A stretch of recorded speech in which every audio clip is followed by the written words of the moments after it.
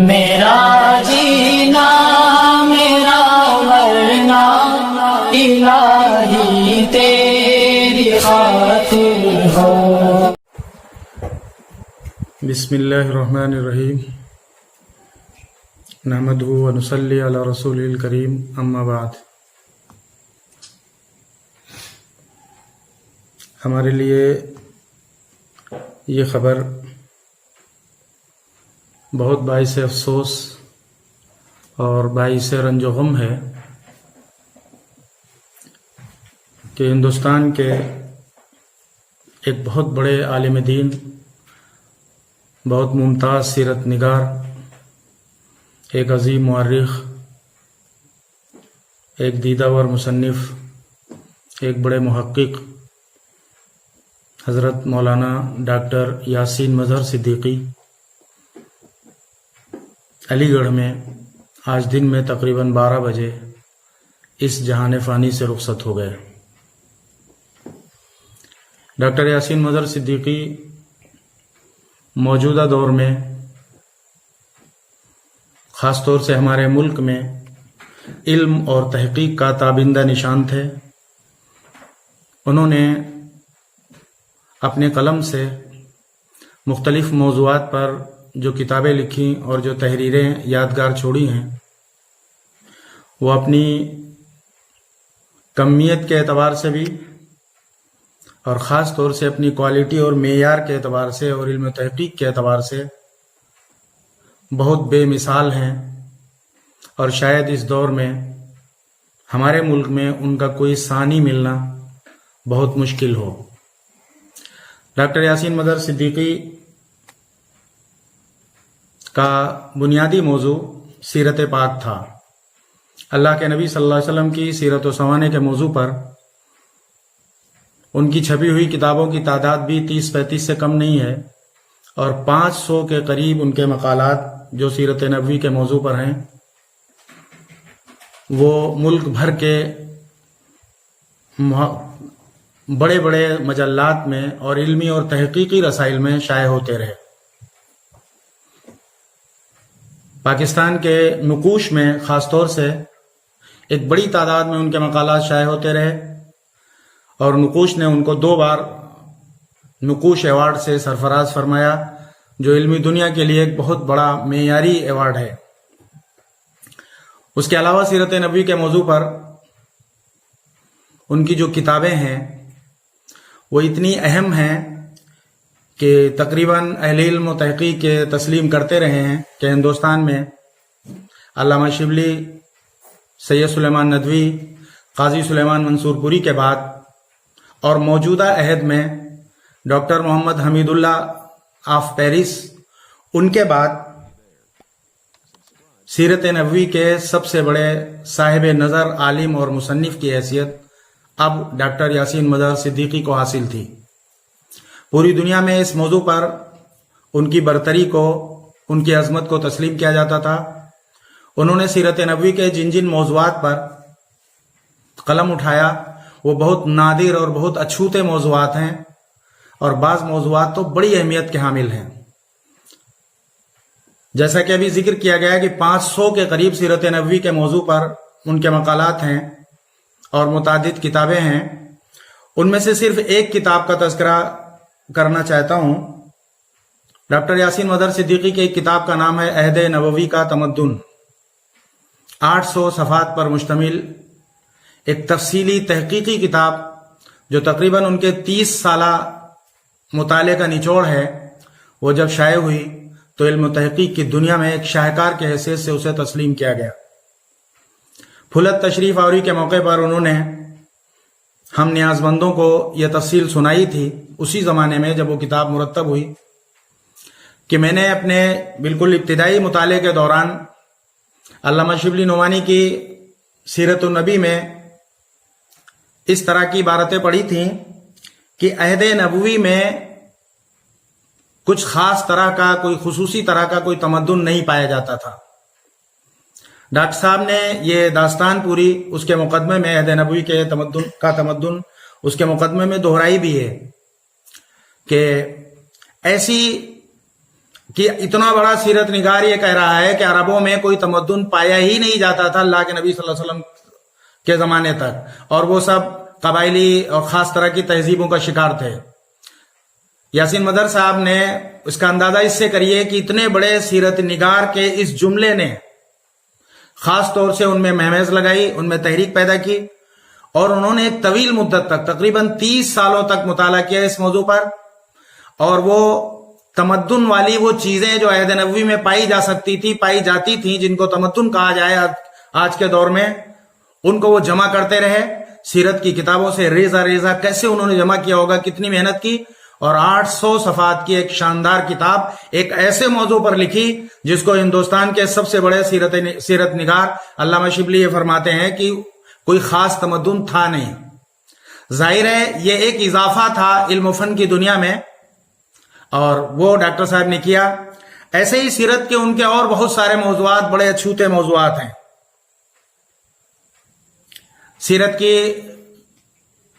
کے موضوع پر انہوں نے جو کتابیں لکھی ہیں، جو عنوانات انہوں نے منتخب کیے ہیں کہ حضور صلی اللہ علیہ وسلم کے رضائی ماؤں کا تذکرہ، اللہ کے رسول صلی اللہ علیہ وسلم کے چچاؤں کا ذکر، اور ان کے بہت سارے بہت نادر بڑے اچھوتے پہلو، اور وہ مضامین ہندوستان میں خاص طور سے ماہنامہ معارف میں تحقیقات اسلامی میں شائع ہوتے رہے، اور دوسرے ملکوں میں بہت ممتاز مجلات اور علمی تحقیقی رسالوں میں شائع ہوتے رہے۔ تو اس لحاظ سے وہ اس دور کے سب سے بڑے سیرت نگار کی حیثیت رکھتے تھے۔ ان کا مطالعہ بڑا وسیع تھا اور بہت گہری نظر وہ ان علوم پر رکھتے تھے۔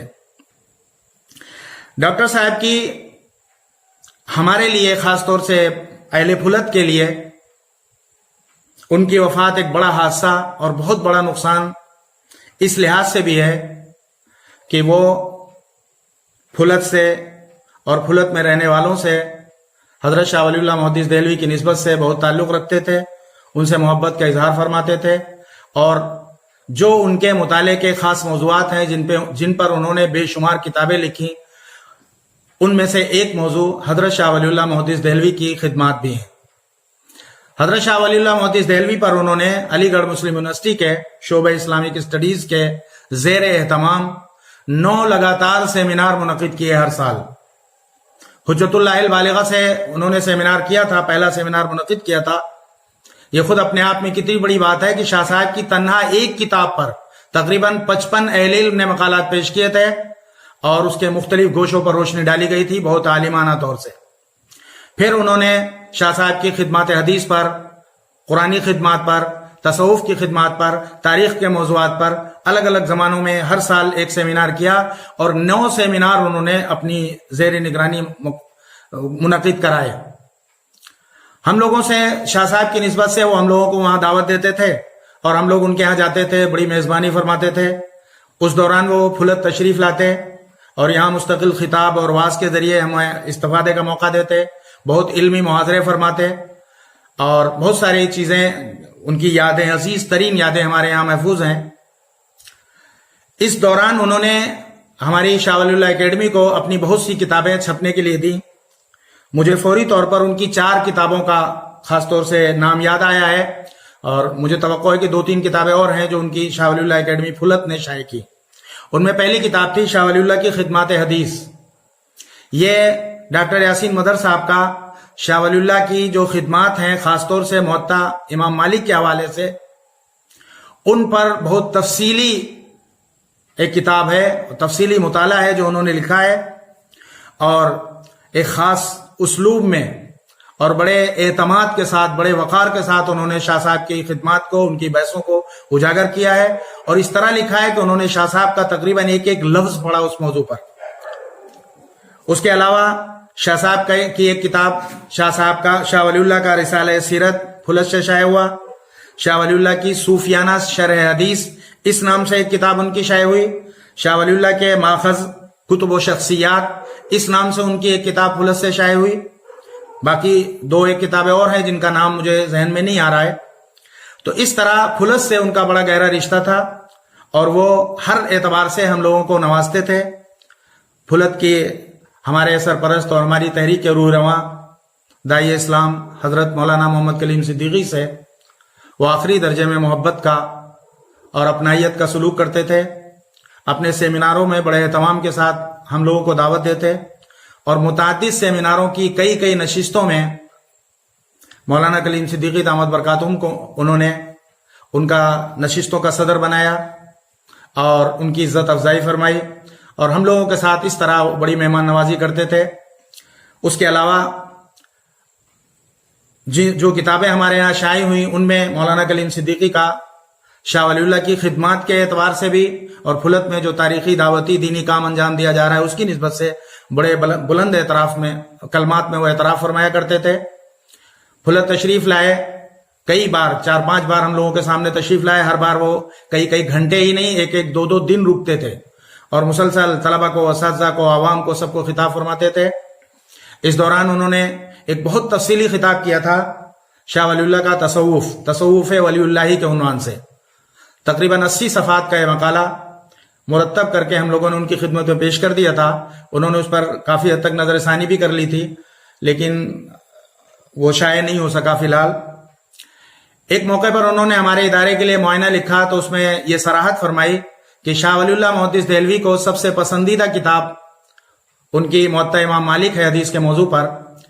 دنیا بھر میں موطا امام مالک کے ساتھ کچھ بھی سلوک کیا جاتا رہا ہو لیکن میری خواہش ہے اور ان کا حق ہے کہ شاہ ولی اللہ کے نام نامی سے قائم جامعہ امام ولی اللہ پھلت میں موطا امام مالک پڑھائی جانی چاہیے.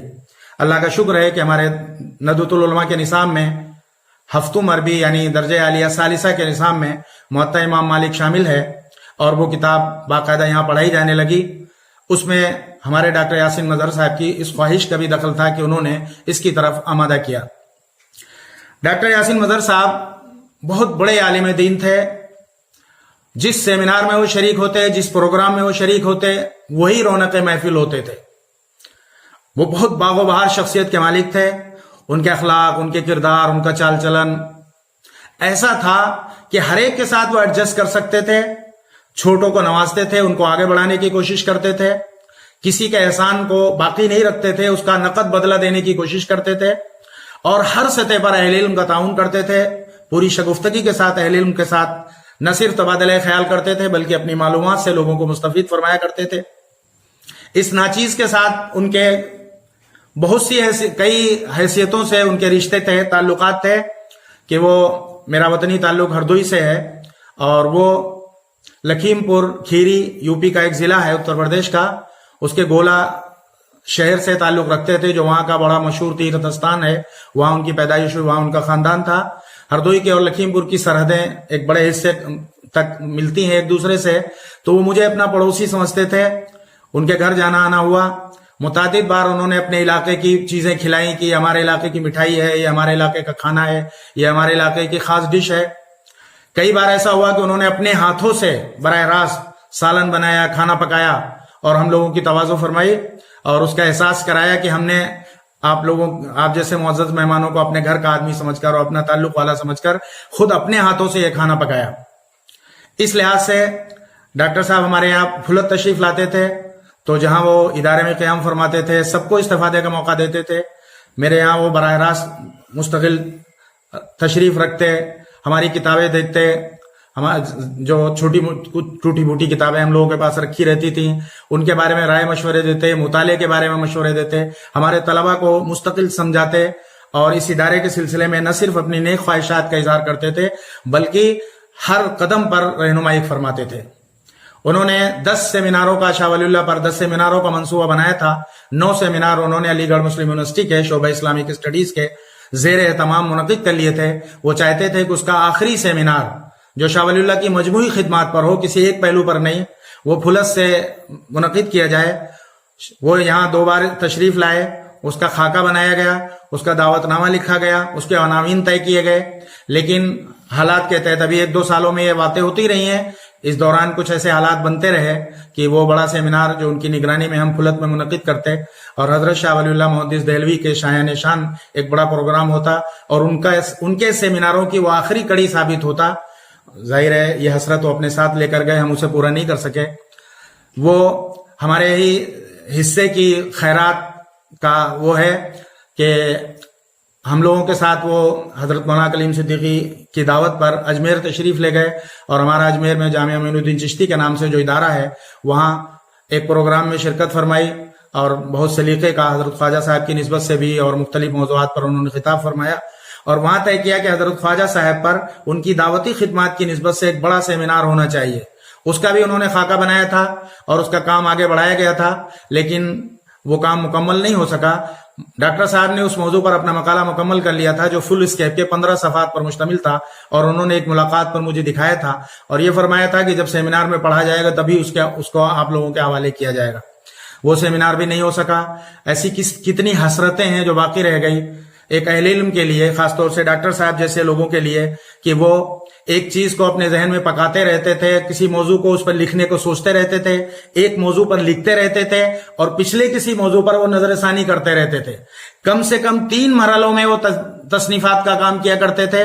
کتنے منصوبے ہوں گے جو ان کے ذہن میں پک رہے ہوں گے، جو ان کے ذہن میں تیار ہو رہے ہوں گے، کتنے خاکے ہوں گے جو ان کے ڈھل رہے ہوں گے ان کے ذہن و دماغ میں، وہ سب ان کے ساتھ چلے گئے ہیں۔ بڑی شخصیت، ایک بڑا حادثہ، ایک بڑا علمی خسارہ اور اخلاق کا، کردار کا، علم کا، تحقیق کا بہت بڑا خسارہ ہے جو ان کے وفات کی شکل میں پیدا ہوا ہے۔ اور ان کی خوبی اور خاص طور سے کہ وہ یونیورسٹیوں میں رہے، بڑے بڑے سیمیناروں میں شریک رہے، لیکن وہ اپنے دینی تشخص اور امتیاز کے ساتھ رہے۔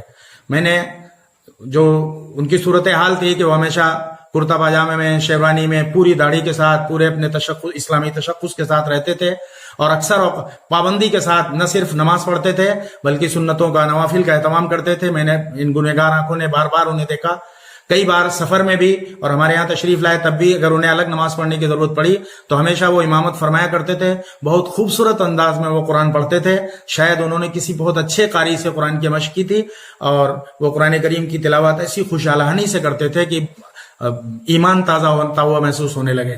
اس طرح وہ ان کا اللہ سے بھی بہت تعلق مضبوط تھا۔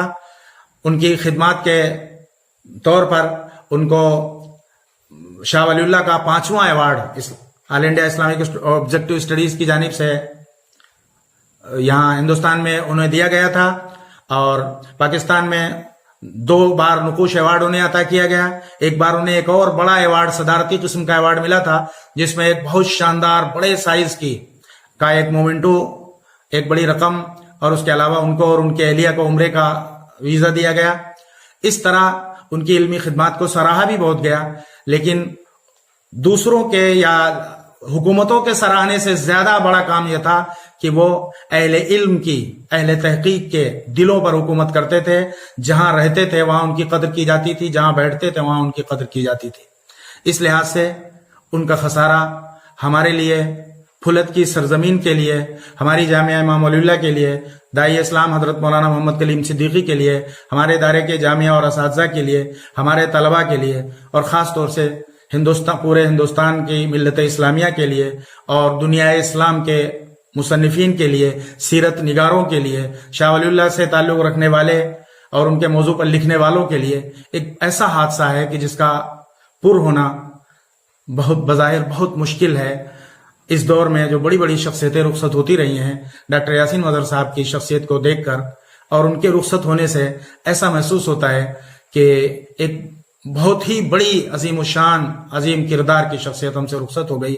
اللہ ان کی سیئات کو معاف فرمائے اور ان کے حسنات کو، ان کی خدمات کو قبول فرمائے، اور خاص طور سے ساری زندگی انہوں نے سیرت نبوی کی خدمت میں بسر کی، اس کا سرٹیفکیٹ انہیں ملا، اور دنیا نے انہیں اس دور کا سب سے بڑا سیرت نگار مانا۔ آج وہ سیرت نگار اپنے اس صاحب سیرت صلی اللہ علیہ وآلہ وسلم کی خدمت میں حاضر ہو گیا ہے۔